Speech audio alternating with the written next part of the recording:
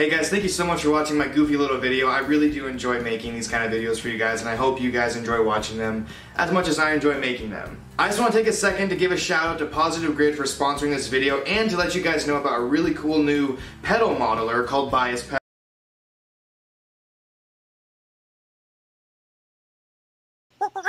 The Joe Rogan Experience.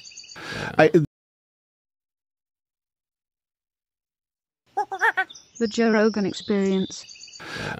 Here's how. So I've got just about been open for 9 years with CSA. We had 0 members when we started. I've got about 1,300. So what was the motivation? The motivation was that I spent.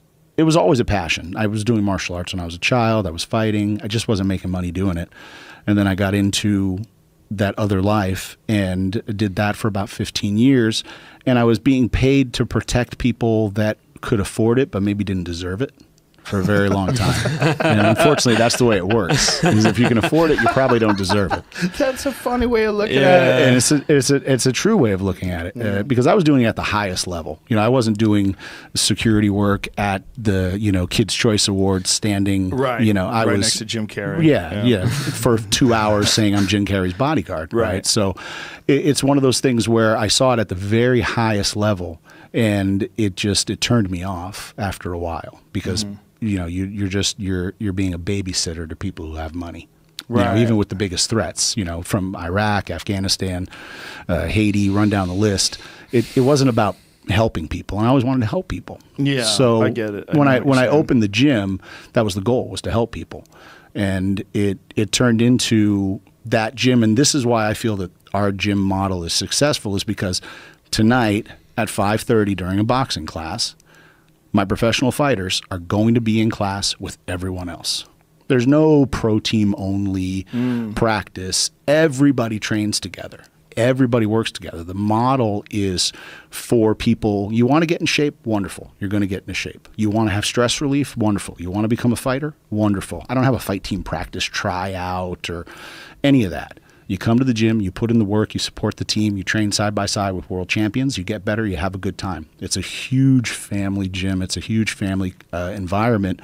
And the mixture of the self-defense and the fighting and the fitness, one doesn't need the other. So unlike an AKA, and I love Javi, but the gym is about the fighters. And if fighters lose, that's a fight gym. People go out the back door. Right. For me, I can have a fighter lose. My membership's not going to matter. My people are still going to come. They're still going to train. They're still going to support. They're still going to buy tickets.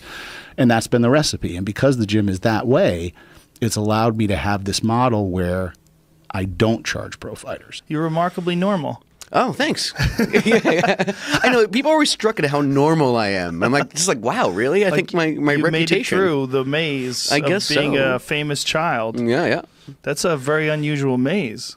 My life is unique to me. That's what I like to say. And I'm almost like a peerless person, to a certain extent. There's not too many people I can look left and right, and we have similar experiences. Yeah, is there anybody that you ever contacted, like Jodie Foster or someone who's made it through and seems pretty put together? Not really. No? Not really. I mean, it's kind of a weird cold call, It's like, hey, Jodie Foster. But I would think that's such a small clan of people. Like if a comic called me that I knew, and they wanted to talk to me, I would talk to them because it's such a small clan of people. We do have our weekly therapy sessions. Yeah. Me, Elijah Wood, Jodie Foster, we all get together and we weep. Actually we do primal screaming. That's what we do. I was describing what it was like. I have a friend who, Ricky Schroeder, who is, obviously he was very famous when he was young as well. And one of my favorite TV theme songs of all time, Silver Spoons. Oh yeah. And I was saying the way you developed is not like the way the recipe calls. Like the recipe calls for you to have a childhood and try to figure out life, and then become a man and try to find yourself, and then try to find your path. And by the time he became a man, he was already famous. And the same thing with you. You were already famous as you were developing and learning. Yeah, I don't know exactly how to kind of even describe it because it's always the way my life has been, kind of thing. Like in the same way that a lot of kids they go out and they catch bugs and play sandlot baseball or whatever. Like, yeah, it's just like, like that's the way it is. Like, you don't really realize how unique the whole situation is until you have perspective, because you have nothing to compare it to, really, other than, I guess, TV shows and movies and things like that. So I knew that my upbringing was unique. I knew it was different. But at the same time, it's kind of just, it's not until you get some perspective, some life experience, until you really realize that, oh, wait, this was particularly weird. So you brought up an interesting, what would Leopold do? And, I mean, kind of a Leopold disciple, father of modern wildlife ecology, started the first program of wildlife ecology at University of Wisconsin. In the 1940s, populations of deer in the northern part of Wisconsin were growing by leaps and bounds. And they were dramatically changing the landscape, denuding the landscape, eating the eastern white cedar. And deer in northern latitudes tend to yard together in the wintertime. And so Leopold knew that this was, deleterious to the long-term viability of that ecosystem. Unsustainable. He took people out, landowners out, and hunters out into these deer yards in the spring to show them how there was nothing to eat within reach of a deer on its hind feet. And there were bodies of dead deer that had starved through the wintertime, in order to demonstrate to them the consequences of mismanagement of deer herds. So he was a real proponent of showing people the results of doing things the wrong way, and education. So I think, it comes back. It's what we're trying to do. Not saying that, we're Leopoldian or anything like that, but education, getting information out, getting accurate information out is maybe one of the biggest things we can do. Like, no one ever feels like they're anything special, and you always like, if they're any good, they don't. No, and you always ruthlessly self-critical. And trying to get better. I mean, I've worked with big actors, big rock stars, and the big rock stars, like one big rock star one time said to me, I opened, he said, "Is there anyone out there?" I said, like 19,000 people. You smell the WD-40? That's how they got the last 1,000 people in. Are you kidding? He said, I'm always worried that no one's going to show up. I said, when has that ever been your problem? He said, well, never, but... Who is this? Ozzy. Jesus Christ! Yeah, who's just one of my favorite people. He's another guy. Is anyone out He's there? Honest. How many people? Hey, man, is there anyone out there, man? And I said, are you kidding? We're like in some Floridian megadome. I was thinking there won't be anyone out there, man. No. And he goes out there and the place goes nuts. The show is great. Of course. And I said, you worry about people don't show up? I get really depressed, man. And I went, okay. And, I did the Beacon Theater once many years ago in New York. Beautiful room. Love that place. I was a few days later, I was at MTV doing something with like Matt Pinfield or somebody. I was living in New York, and I'm leaving, and the courtesy lady, she said, hey, George Carlin is in the green room and he wants to meet you. I went, wait a minute, dumb question. The George Carlin? Because I've been listening to that guy since I was in 8th grade. Class Clown and Occupation Fool actually came out for me to go to the record store. They were not nice price records. They were what was on. That's how old I am. Memorized them by 8th grade, of course. And I said, George Carlin wants to meet me? Okay. Walk in, and there's George Carlin. He's there to promote his next HBO thing. And he's going to do like multiple nights at the Beacon Theater, place I would never sell out. He's going to do a month there, whatever. And he said, hey, I said, Mr. Carlin. He said, I'm George. I'm like, wow. He said, oh, you did a book signing the other night at Tower Records. I said, yeah. He goes, oh, man, it was so cool. I was in line for like half an hour. And finally, I got so cold, I went home. I said, you waited in line to meet me? He's like, yeah. I'm like, why don't you just walk in? Like, oh, I can't do that, man. And and he said, so you just were at the Beacon? I said, yeah, it was amazing. He said, did they get the jokes? I said, uh-oh, because that's not really what I do. I said, I'm sorry, what do you mean? He goes like, can you get to the audience from that stage? I said, it's actually a pretty big place. It's a lot of feet before the first row. I said, yeah. I said, you're George Carlin. I think you're going to do okay. But he was sincerely wondering, like, is it going to be okay in there? I'm like, Are you kidding? You were handcuffed with Lenny Bruce in the back of a cop car, and you're asking me if it's going to be okay? Was he handcuffed with Lenny Bruce? Yeah, it's in They that both get great book. arrested? It's in that great book, Ladies and Gentlemen, Lenny Bruce. Alex Jones cannot now go, well, just go to the other YouTube. There isn't another isn't YouTube. another Hey, just YouTube. go to the other Facebook. There isn't another. So we have to recognize that the way we are organized as a society, that the town square is now owned by corporations that need to be regulated, right? Like, Yeah. like before, when AT&T was the phone carrier for everybody, they couldn't go, I'm not going to give Alex Jones a phone service because I don't like the shit he's saying. Right. You can't, you can't deny services somebody, all that stuff. But So that's not really So- a valid comparison because the phone service wasn't distributing information to people. Right. Like the phone service was just a method of communication. It was just a utility. What he's able to do through InfoWars is if you've got him on your platform, he's going to say some things and he's going to use your platform to say some things that, might not be true and might be crazy. So you got to decide, like, when does it become a problem? And I think where they drew the line was Sandy Hook. So here's what I say, Joe. We need to treat these as public utilities because they are, right? Facebook, there is no alternative. There is an alternative to YouTube. We need to regulate them. It's long overdue, by the way. And they are monopolies. It's obvious to everyone that they're monopolies. But when you invent something called WhatsApp and then Facebook buys it for $20 billion, there's a monopoly. There's no way. There's no way to compete with these people. So these are monopolies. They need to be regulated, and people need to be protected. And that's where we need to go, because right now we're leaving it up to the whims of a billion. Like you say, hey, if Alex Jones really did some shit that was wrong and he should be taken off, or his free speech should be abridged for it, do it. Let's see it go to a court or go to a thing, or go. People go, well, he doxes people, and if doxing's illegal, he should be prosecuted.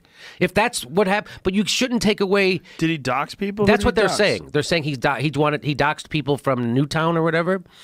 From the school shooting. So that's what Oh, they're he saying. talked about the individuals, That the he gave their families? addresses and their What? names. That's what they're saying, that he doxed Okay, them. but let's find out if he actually did that, because that sounds Yeah. crazy. I don't know if he did. But they're not saying what he actually did. This is what's crazy. I keep hearing that he promoted the idea that Sandy Hook was false. and that it was a false flag, and that these were all actors. Right. I don't know if he actually said that. I think what he actually said was, I don't know if that happened.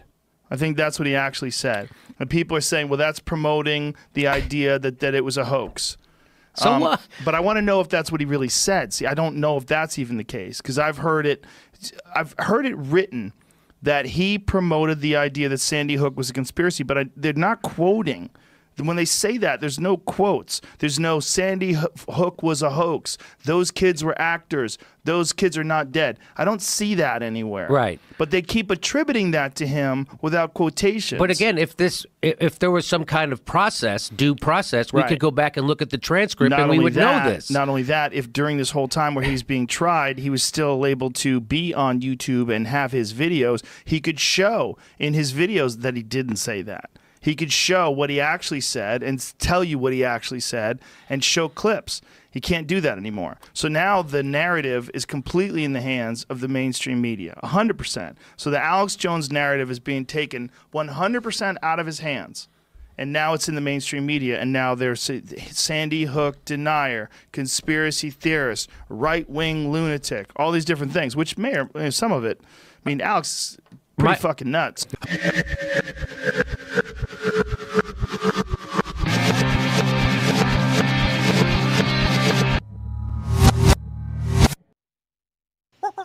The Joe Rogan Experience. The other day I was someone, I told Sam, not Sam Tripoli, the other guy, Steve Simone. I go, you see that girl? How old are you now? 48, whatever. I'm 53. You're never going to see that ever again. But you ever see like a nice looking couple now? Like he's 26 and she's 22 and they're both beautiful. She got perky little tits. She's banging. Her legs are suntan. And you're thinking to yourself, this little young savage must be going home tearing that pussy up. And you think back to your little 26-year-old in the afternoons where you take him home and rub him down and give him a good stab. And you come like 3 times, the whole fucking thing. That never happens no more. Like at this age, you look at that and go, that'll never happen. You ever think of that?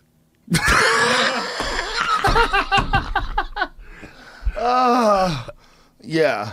Yeah. The other day, all these guys are like, look at that young girl. Look, and I'm going, look at her. Look at her. That'll never happen again in my world, ever. I will never see a woman naked like that ever again.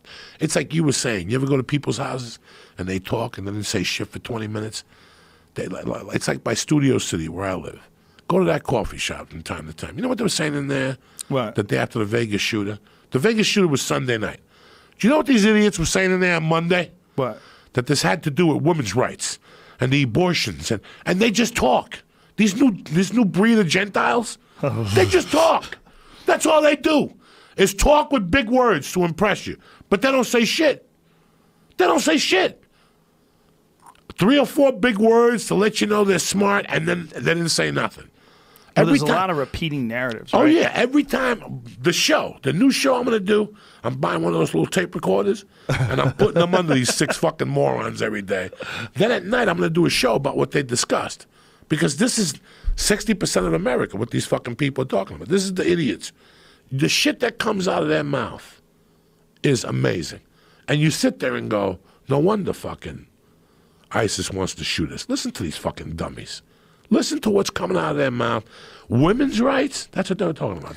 Well, what was their argument? They were saying that the guy, shot everybody. Their argument is everybody trying to be smarter than everybody. It's just 6 people trying to outwit each other. It's like when you go to those fucking dinner parties you talk about. And by the time they serve the salad, you want to put a gun in your fucking mouth. Why am I even fucking here with these people? I could have stopped at Burger King and had a better fucking time. That's why I don't go to those dinner parties, because there's 8 people talk. And once politics comes up, you lose me, Joe Rogan. I don't want to hear about it no more. You lose me. You lose me. These new political people talking nonsense, you lose me. Move forward. Either impeach him, get a new one, or shut the fuck up. I can't. You ever put the news on anymore? Well, it's definitely first 20 minutes on you. He didn't send the check. He called her. What the fuck, man? Just tell, who gives a fuck?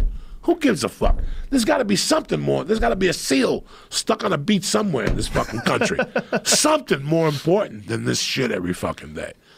So the politics is over in my world. Religion, you know, I don't want to, you're not supposed to talk about politics or religion at those fucking things. But this new breed of Gentile, they just talk for the sense of talking, to see who's the smartest person in the room, and at the end of the day, they're all a bunch of dumb fucks anyway. I'm 54 years old. That always makes me laugh, Tom Segura. That's why when people say to me, you know, like, I love thought-provoking comedy. Dog, if it makes you laugh, it's comedy. Yes. It's comedy. Stop with the fucking Do you know that start. you almost hospitalized me one time from laughing so hard? Like, I don't know if you remember this. I'm serious. I don't even know if I could tell it. It was backstage. It was backstage at his show. We were somewhere, and you were like, "How's the wife?" I go, "Good." And I go, "You go, where is she?" And I said some city in Tennessee, maybe Knoxville or Nashville. And you go, "Nashville, '96." And you started the story about working a club, and you're like, I just riffed, and between shows, some crazy shit. Some chick who was talking, there was 20 people for the first show, Knoxville. It was a Comedy Zone show. I half booked it. Knoxville's a great little fucking town. Like a cute little Tennessee town. Is it? It's like hip. It's a football, you know, like a college town. So I get there on Friday night, Joe Rogan. I'm headlining. I got 38 minutes. I just moved to L.A. and I signed with Creative Management, and they booked those rooms. So they were booking me out as a headliner. I was just dying slow dead. So what they did was they put me in one-nighters that paid like $275 a night. They weren't bad. Clark, Tennessee, you know. And we go to this Knoxville for 2 nights, and I go in there, and you know me, dog, I'm fucking crazy. First night I go in there, Friday night, there's 20 people for the first show. And there's a girl, Joe Rogan, that's a 12, with a guy that's a 4. Okay, and it's her birthday, you know. Meanwhile, through it, she just turned 21. It's her birthday. Okay, hi, happy birthday. What's going on here? You know, because once you start hearing noise, you have to react to it as a comic. And you go, what's going on here? You're 21. I said, you're very beautiful. And then she just went and ran with it and started talking about how her husband pimps her out he would have fights on, and for $20 you could fuck him in the back room. 20? The fights were on, whatever. I don't know. That on Fridays he would bring it to the construction truck. Oh my He would God. bring a truck with her to the construction site and put a mattress in the back. And at lunchtime, he would let her friends, and she's telling me this. It's like she's talking, and people are like just holding their breaths, like, what is going on here? This girl is beautiful, and this retard is just pimping her. So in between shows, I go upstairs to do a line or smoke a joint or whatever the fuck I'm doing. When I come back, I see her by herself, and we start talking, and what's going on? Oh my God, I had such a great time. I go, is that stuff true? And she goes, yeah. I go, show me the monkey. And she took me in the woman's bathroom, pulled down her pants. The girl had a monkey that was spotless. It nearly stunk. I ate it. I fingered it or something, and then she sucked my dick. That was it. I went back to my room. I didn't think nothing of it. I'm like, Jesus Christ, I scored. I go back for the second show. There's 8 people. But by the time I go back for the second show, Joe Rogan, she's sitting in the back. She's 21, and she's looking at me like this. She's fucked up. And 10 minutes into my spot, because I was headlining, she starts going, I sucked the comedian's dick tonight. And the husband's like, what are you talking about? And she's like, I sucked his dick, and he came in my mouth. He's like, what the fuck are you talking about? The cops had to hold him back, and he's like, I want my $40. That's all he wanted. He didn't care that his wife sucked my dick at this comedy bathroom. Oh, my God. When the cops came, he kept saying, man, somebody's going to get hurt if I don't have my $40. That's a $40 blowjob. Did you come in her mouth? Because if I wouldn't have come, it would have been like 20. All he cared about was the $40, dog. So he told me that backstage at your show, God. and I fucking started hyperventilating. $40 for his wife. This is the world of comedy, ladies and gentlemen. This is the world of crazy fucking comedy. Jesus.